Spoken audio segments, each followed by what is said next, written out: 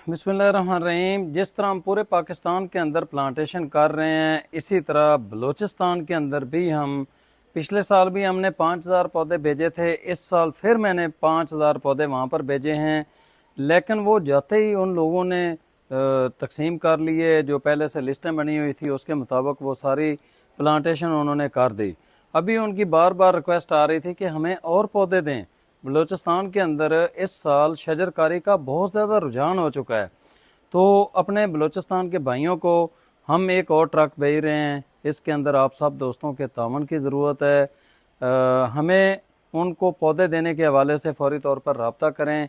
हमारी एक बड़ी मुहिम चल रही है, लाहौर से लेकर कराची तक पाकिस्तान रेलवे की सबसे बड़ी प्लांटेशन इस टाइम चल रही है। वो हमारे पौधे भी जाना शुरू हो चुके हैं।